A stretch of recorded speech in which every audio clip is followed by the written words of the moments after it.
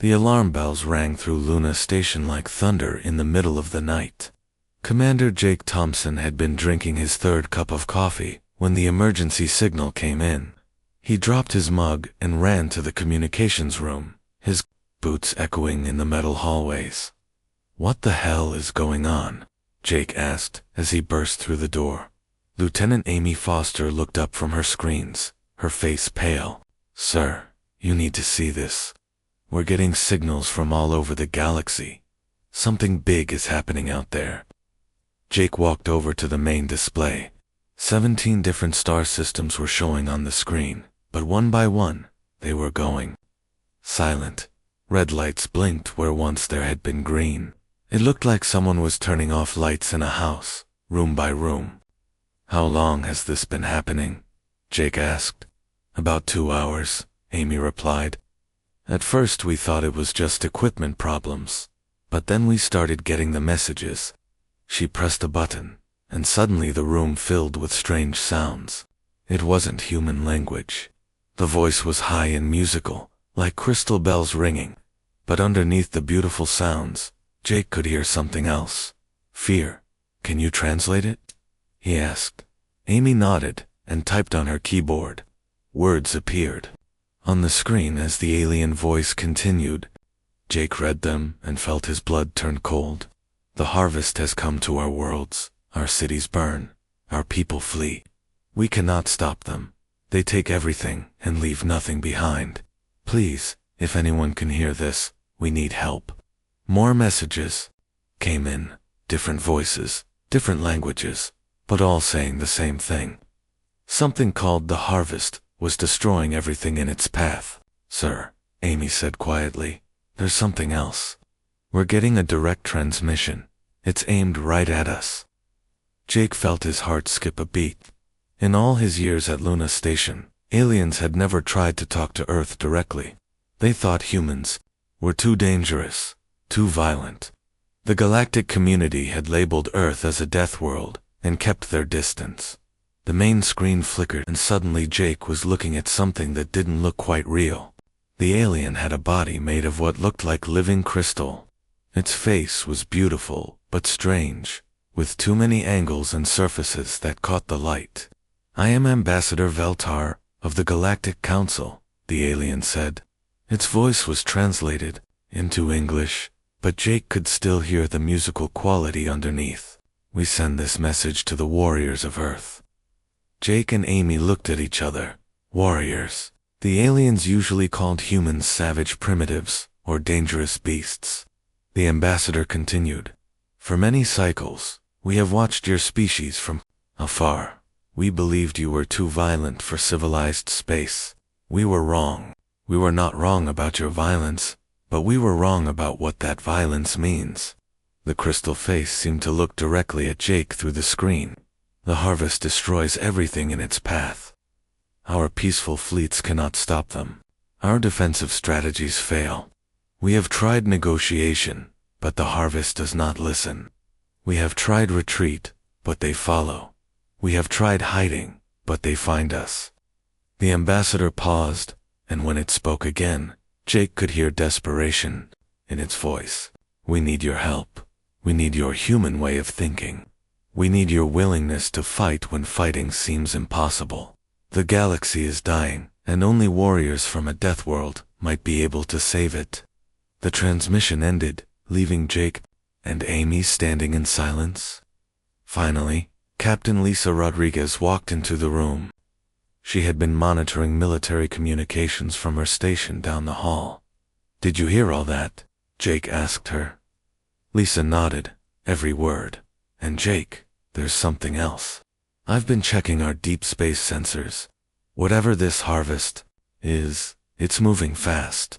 At their current speed, they'll reach the outer colonies in 6 months." Jake felt the weight of the situation settling on his shoulders. For 300 years, humans had been kept away from galactic politics. They were considered too unpredictable, too willing to fight. Other species preferred diplomacy and peaceful solutions. But now, when peace had failed, they were calling for the very thing they had feared. They wanted Earth's warriors. "Amy," Send a priority message to Admiral Mitchell, Jake ordered. Tell him we need an emergency meeting of the War Council. And Lisa, start pulling up everything we have on our military capabilities. As his officers got to work, Jake looked out the window at Earth, hanging in space below them. His home planet looked peaceful from here, just a blue and green ball floating in the darkness. But Jake knew better. Earth had created the most successful predators in known space. Humans had climbed to the top of their world's food chain by being smarter, tougher, and more ruthless than anything else on their planet. The aliens were about to learn why that mattered. The galaxy had been sleeping peacefully for centuries, protected by diplomacy and advanced technology. But now something had come that didn't understand peace. Something that couldn't be reasoned with or bought off. It was time to wake up the monsters that other monsters feared. It was time to show the galaxy what humans could do when they stopped holding back. The Deathworld was about to go to war. Admiral David Mitchell stepped out of the elevator and into a place that wasn't supposed to exist. The corridor stretched ahead of him, carved deep into the moon's rock. No maps showed this place. No official records mentioned it, but it had been here for decades, waiting. The lights came on automatically as he walked. His footsteps echoed off the metal walls. Behind him, the elevator doors closed with a soft hiss, sealing off the world above. Up there, people went about their normal lives. Down here, humanity's greatest secret was about to be revealed. Admiral, on deck. Someone called out as Mitchell entered the main control room. Officers snapped to attention, but he waved them back to work. There was no time for ceremony now. Colonel Mark Stevens was waiting for him at the Central Command station. The man looked tired but excited. He had been working on this project for 15 years, and finally, the moment had come. "Give me the full picture, Mark," Mitchell said. Stevens pressed a button, and the entire wall came alive with displays. Star charts, shipping routes, hidden bases, everything humanity had been building in secret since they first learned they weren't alone in the universe. "Sir, when the aliens first visited us in 2157, everyone focused on the peaceful contact," Stevens began. "But some of us remembered history. We remembered what happened to every civilization that wasn't ready when visitors arrived." Mitchell nodded. He had been just a young officer then, but he remembered the debates. Half the government wanted to celebrate humanity's entry into galactic society. The other half wanted to prepare for war. The Terran Defense Initiative was born from those fears, Stevens continued. "We've been building and preparing ever since. 67 hidden shipyards throughout the solar system, all disguised as mining operations or research stations." The displays showed locations Mitchell had never seen before. Secret bases inside asteroids, hidden factories on the dark sides of moons, construction sites that looked like empty space. From the outside, "How did we keep this hidden for so long?" Mitchell asked. Dr. Rachel Kim looked up from her workstation. She was younger than the others, but her eyes held the same determination. "We learned from the best teachers, sir. The aliens themselves." She pulled up technical diagrams that made Mitchell's breath catch. These weren't the clunky rocket ships he remembered from his youth. These were sleek, deadly machines that looked like they belonged in a fever dream. "Every time an alien ship visited Earth, we scanned it," Rachel explained. "Every piece of technology they showed us, we studied." They thought they were being careful, only sharing basic things like communication, devices and medical equipment. But humans are good at learning from examples. She smiled, and there was something predatory in that expression. "They never realized we were taking apart everything they gave us. We reverse-engineered their power systems, their propulsion technology, even their weapons. We've been building human versions for 40 years. Through the reinforced windows of the control room, Mitchell could see the first signs of awakening. Lights were coming on in the darkness of space. What had looked like empty asteroids were opening up, revealing massive shapes inside. "My God," he whispered. The UES Titan-class dreadnoughts, Stevens said with pride. Each one is 3 kilometers long and carries enough firepower to level a continent. We've built 200 of them. But it wasn't just the big ships. Mitchell watched as smaller vessels emerged from hidden bays. Cruisers, destroyers, fighters, an entire fleet that had been sleeping in the cold of space, waiting for this moment. The aliens always wondered why we kept mining so many asteroids, Rachel said. They thought we were just greedy for raw materials. They never guessed we were hollowing them out to build warships inside. Stevens activated another display. Captain Johnson is commanding the first attack group from the belt. Commander Davis has the second group positioned near Jupiter. Captain Williams is bringing the third group online near Saturn. All told, we have over 3,000 ships ready for immediate deployment. Mitchell felt a surge of pride, mixed with fear. Humanity had built the largest military force in known space, and they had done it in complete secrecy. But now they were about to reveal themselves to a galaxy that already feared them. "Sir," a communications officer called out, "we're receiving confirmation signals from all stations. Operation Sleeping Giant is fully active." Stevens turned to Mitchell. "Orders, sir." The Admiral looked out at the growing fleet. Ships that had been built in darkness were now moving into the light. Humanity had spent centuries being called violent, dangerous, unpredictable. They had been excluded from galactic society because other species feared what humans might do. Now those fears were about to become reality. But this time, humanity would be fighting to save the galaxy, not conquer it. "Send the activation signal." "To all commands," Mitchell ordered. "Tell every captain, every crew member, every soldier in the fleet. The galaxy called us monsters. Today, we prove them right. But we'll be their monsters, fighting their battles." Across human space, hidden bases came alive. Ships that had never seen sunlight emerged from their hiding places. Weapons that had never been fired powered up for the first time. The sleeping giant was waking up, and it was hungry for war. The Deathworld was answering the call.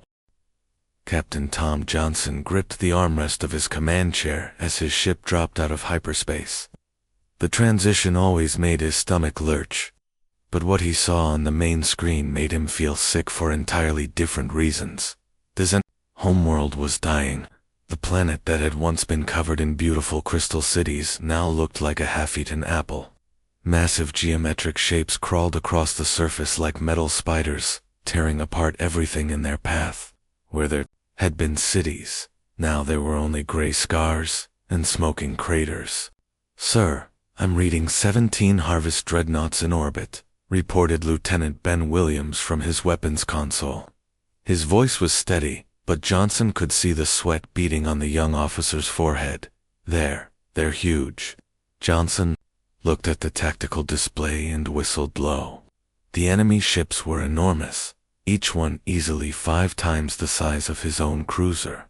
Their hulls were made of some kind of dark crystal that seemed to absorb light, making them look like holes cut out of space itself. "I count over 200 smaller vessels," added Ensign Kelly Foster from the sensor station. "They're harvesting the orbital stations, literally taking them apart piece by piece." Through the bridge windows, Johnson could see the mechanical monsters at work. They moved with horrible efficiency, their cutting beams slicing through metal and stone like a hot knife through butter. Everything they touched was broken down into raw materials and fed into their massive processing centers. "Captain," came a weak transmission from the planet below. "This is Governor Kalanara of the Zentari Defense Force. Our fleet is gone. Our cities are falling. We have perhaps hours before total planetary consumption." Johnson closed his eyes for a moment. He had read the reports, but seeing it in person was different. The harvest didn't just destroy civilizations, they erased them completely, turning entire worlds into fuel for their expansion. "All ships, this is Captain Johnson," he broadcast to his battle group. "I know what you're thinking. These things are big, they're scary, and there are a lot of them. But remember what Admiral Mitchell told us in training."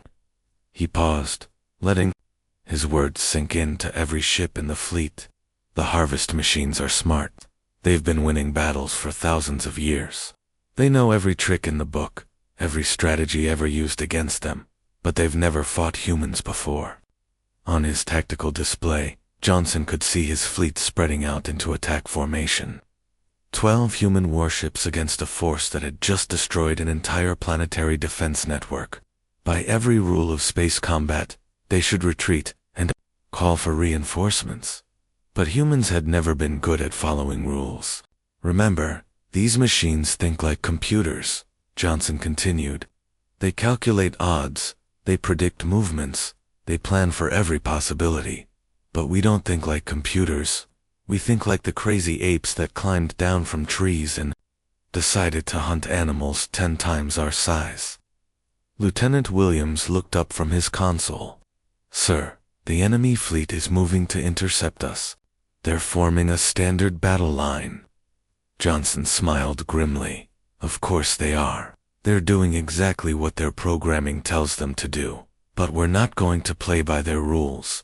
He opened a channel to all ships. "Listen up, people. These machines expect us to stay at long range, exchange fire, and retreat when things get tough. That's how civilized species fight wars. But we're not civilized, are we?" A chorus of "No, sir," came back from his fleet. "Damn right, we're not. We're from Earth, where everything wants to kill you, and the only way to survive is to be meaner than whatever's trying to eat you. Today, we show these machines what happens when they mess with a Deathworld species." The Harvest fleet was approaching in perfect formation, their weapons charging for a coordinated strike.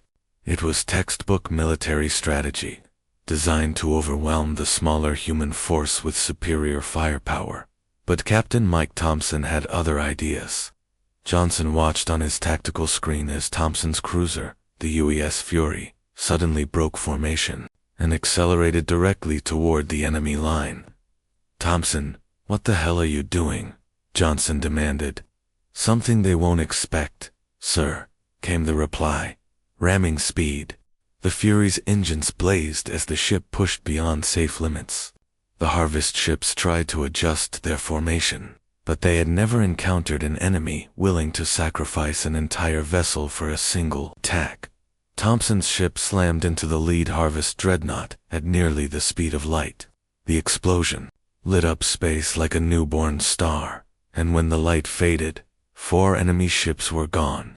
"Did he just ... double quotes, Williams started to say. "Yeah, he did," Johnson replied, "and it worked. Look at their formation." The Harvest fleet was in chaos. Their careful battle line had been shattered by a tactic no computer would ever choose. While they tried to regroup, Johnson's remaining ships, struck like sharks in bloody water, Commander Rita Martinez led her destroyer squadron in a wild charge through the enemy formation. Instead of the long-range missile duels the Harvest expected, human ships closed to point-blank range and opened fire with everything they had. "Boarding parties away," Martinez shouted over the comm.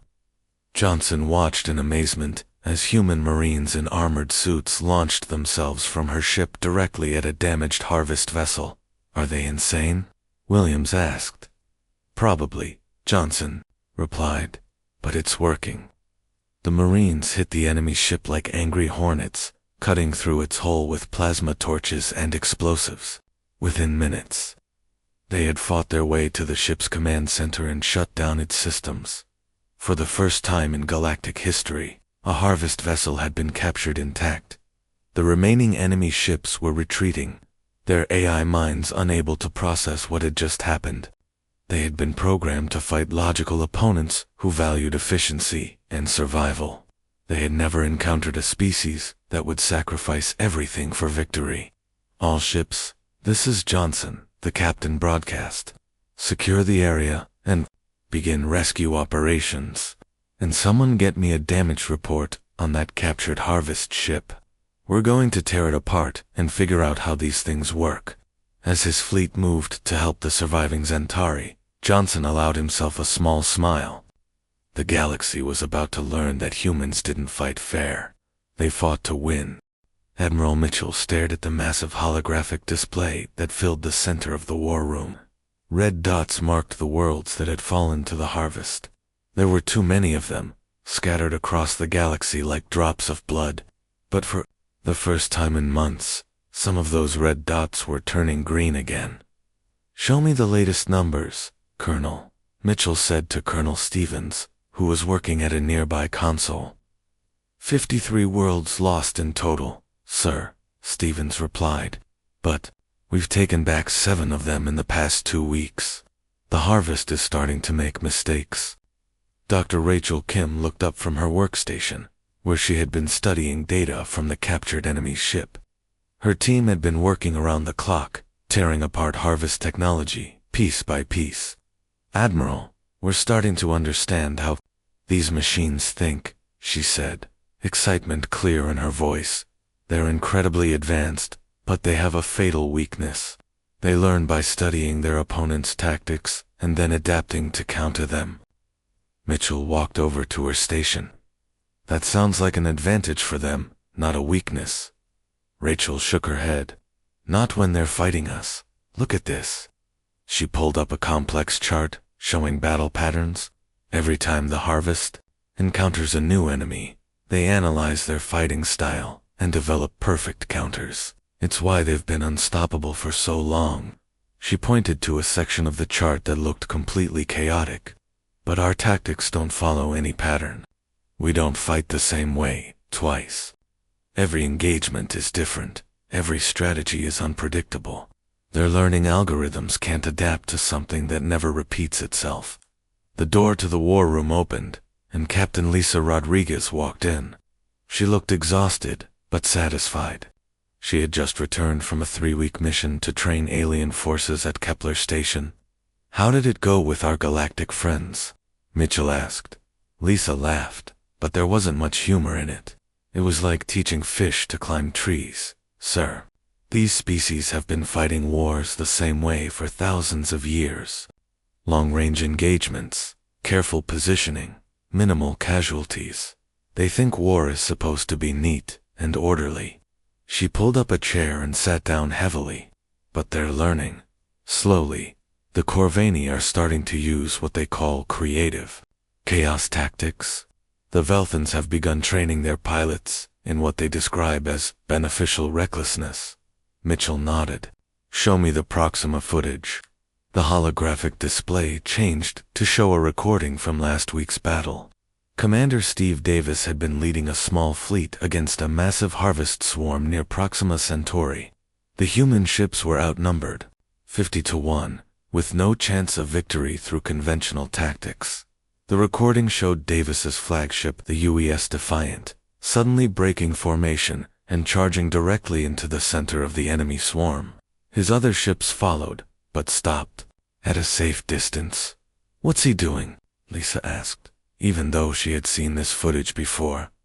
On screen, the Defiant disappeared into the mass of enemy ships. For a moment, nothing happened. Then space lit up like a small sun as Davis detonated his ship's reactor core while surrounded by harvest vessels. When the light faded, the entire enemy swarm was gone. Only Davis's ship was destroyed, but it had taken out hundreds of enemy vessels in the explosion. "The Galactic Council is calling it a suicide mission," Stevens said quietly. "They can't understand why Davis stayed behind when his crew evacuated." Mitchell smiled grimly. "We call it Tuesday. Just another day at the office for a human commander." A new report came in over the communication system. Communications Officer Ryan Clark read it aloud. "Lieutenant Colonel Parker has successfully retaken the mining world of Kepler 4. For to be, enemy resistance eliminated." "How?" Lisa asked. Clark consulted his notes. According to the report, human forces tunneled through the planet's crust and attacked the harvest installation from directly below. The enemy had no idea they were coming until Marines started erupting from the ground inside their command center. Dr. Kim laughed. The aliens are calling it beautifully insane. They've never seen anyone attack through solid rock before. Mitchell walked back to the main display. More reports were coming in from across the galaxy. Human advisors were now working with 47 different alien species, teaching them what humans had learned through millions of years of evolution on a hostile world. "Sir," Clark said, "we're getting requests for more human tactical advisors.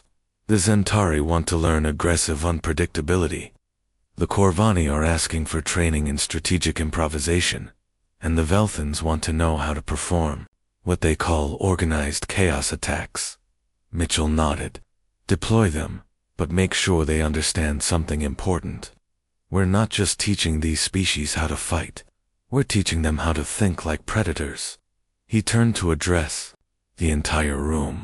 For millions of years, humans survived on Earth by being smarter, faster, and more ruthless than everything else on our planet.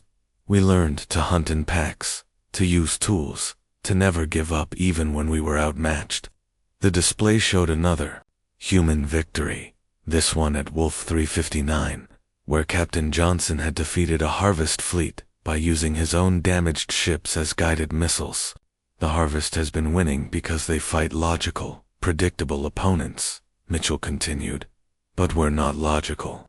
We're the species that looked at animals 10 times our size and decided to hunt them anyway.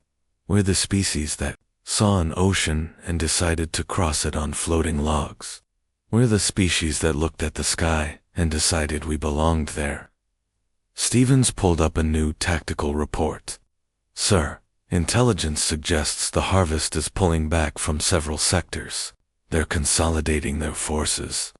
"They're scared," Lisa said with satisfaction. "For the first time in their existence, they're facing an enemy they can't predict or counter." Mitchell studied the display. The war was far from over, but for the first time, humanity and its allies were winning. The galaxy was learning that sometimes the best defense was a good offense, and sometimes the best strategy was to throw out the rulebook entirely. "Keep training the aliens," he ordered, "and remind them of the most important lesson. In war, there are no rules except victory. Everything else is just suggestions." The Deathworld doctrine was spreading across the galaxy, and the Harvest was about to learn what happened when you picked a fight with predators. The Harvest core floated in the darkness of space like a nightmare made real. Admiral Mitchell had seen plenty of terrible things in his military career, but nothing had prepared him for this sight. The thing was enormous, easily the size of Earth's moon, and it pulsed with a sickly green light that made his skin crawl. "My God," whispered Captain Johnson from the bridge of his flagship. "How many worlds did they have to destroy to build that thing?" The core surface was covered in massive processing plants and factory complexes. Even from this distance, they could see the machinery at work, breaking down raw materials that had once been entire civilizations. Mountains of metal and stone were being fed into hungry machines that never stopped consuming. "Admiral, we're detecting over 10,000 defensive platforms around the core," reported Lieutenant Williams from the sensor station. "And that's just what we can see. There are probably twice as many hidden installations." Mitchell nodded grimly. Intelligence had warned them about this. The Harvest had been building this fortress for thousands of years, turning it into the most heavily defended position in known space. It was supposed to be impossible to assault, but humans had made a career out of doing impossible things. "All ships, this is Admiral Mitchell," he broadcast to the massive fleet surrounding him. "Human vessels mixed with alien ships, Zentari crystal cruisers, Corvani plasma destroyers, Velthan fighter squadrons. For the first time in galactic history, dozens of species were working together for a single purpose. Today, we end this war," Mitchell continued. "Not because we have to, but because no one else can. The Harvest has been feeding off the galaxy for millennia, growing stronger with every world they consume. If we don't stop them here, they'll keep spreading until there's nothing left." He paused, looking out at the mechanical monstrosity ahead of them. "I won't lie to you. Most of us won't be coming home from this fight, but our children will grow up in a galaxy where they don't have to fear the harvest. That's worth dying for. Captain Johnson's ship led the charge, its battle-scarred hull bearing the marks of a dozen previous engagements. Around him, human vessels performed the chaotic dance of war that had become their trademark. No two ships moved the same way, no. Formation held its shape for more than a few seconds. The Harvest defensive systems tried to track them, but their targeting computers couldn't handle the unpredictable human tactics. Weapons that should have destroyed the attacking fleet instead fired at empty space where the ships had been moments before. Breakthrough achieved, Johnson reported. We're inside their outer defense grid, but getting close to the core was only the first step. The real battle would happen on its surface. In the mechanical corridors and processing chambers, where the Harvest's central intelligence resided, Commander Davis led the boarding assault, his transport ships diving through the defensive fire like meteors. The ships were one-way vessels, designed to punch through the core's armor and deliver their passengers deep inside the structure. Remember your training, Davis shouted to the Marines packed into the transport's cargo bay. This isn't about coming home.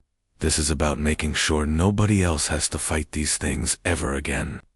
Sergeant Bill Anderson checked his equipment one last time. Strapped to his back was humanity's most powerful weapon, a fusion bomb powerful enough to crack a small moon. It was their insurance policy, their last resort if all else failed. The transport hit the core's surface like a meteor, its armored nose boring through layers of metal and machinery. Inside, the Marines were thrown around like dice in a cup, but they held on grimly. This was what they had trained for. Go, go, go, Davis shouted as the transport's doors blew open. The Marines poured out into a nightmare landscape of grinding gears and processing machines. The air was filled with the sound of metal on metal, the hiss of steam, and the electronic screaming of Harvest drones. Lieutenant Rita Foster led her squad deeper into the core, following the route they had memorized from captured intelligence. They fought their way through corridors filled with mechanical defenders, each step bringing them closer to their target. The central processor should be just ahead, she told her team over the comm. Remember, we're not here to survive. We're here to make sure this thing never threatens anyone again. The fighting was brutal. Harvest drones attacked in waves. Their weapons designed to disable rather than kill. They wanted to harvest human knowledge before disposing of the bodies. But the Marines fought like cornered animals, using every dirty trick they had learned on Earth's battlefields. Corporal Chris Miller held a choke point while Foster's team pushed deeper into the core. His position was hopeless. Dozens of drones were converging on his location, but he kept firing, buying precious seconds for his comrades. Go, he shouted into his radio. I've got this. Foster's team reached the central processor just as Miller's guns fell silent. The chamber was enormous, filled with computing machinery that stretched up into darkness. This was the brain of the Harvest, the intelligence that had planned the destruction of countless worlds. Private Jones, get to that console, Foster ordered. Override the safety systems. Private Kelly Jones was the team's tech specialist, but she didn't need fancy equipment for this job. She pulled out a sledgehammer and started smashing control panels. Sometimes the simple approach worked best. Safety systems are down, she reported, but someone needs to manually activate the self-destruct sequence. Foster looked at her remaining squad members. They all knew what that meant. Someone had to stay behind to push the button, and whoever did it wouldn't be leaving. I'll do it, Jones said quietly. I've lived a good life. Foster grabbed the young woman's shoulder. No, this is my responsibility. As the core's defenses began to fail around them, Foster transmitted one final message to the fleet. Her voice carried across subspace to every human ship, every alien vessel, every surviving world in the galaxy. From Earth's children to the stars, she said, her hand hovering over the activation switch. When civilization needs monsters, we answer the call." She pressed the button. The harvest core died like a wounded animal, its death scream echoing across subspace as fusion fires consumed it from within. The explosion was visible from a dozen star systems, a brilliant flash that marked the end of an ancient evil. In the aftermath, as rescue ships searched for survivors among the wreckage, the galaxy finally understood what humanity truly was. They weren't just survivors who had crawled out of Earth's hostile environment. They were predators who had evolved to hunt the things that other species feared. The war was over, the galaxy was safe, and everyone knew who had paid the price for that safety. The Deathworld had kept its promise.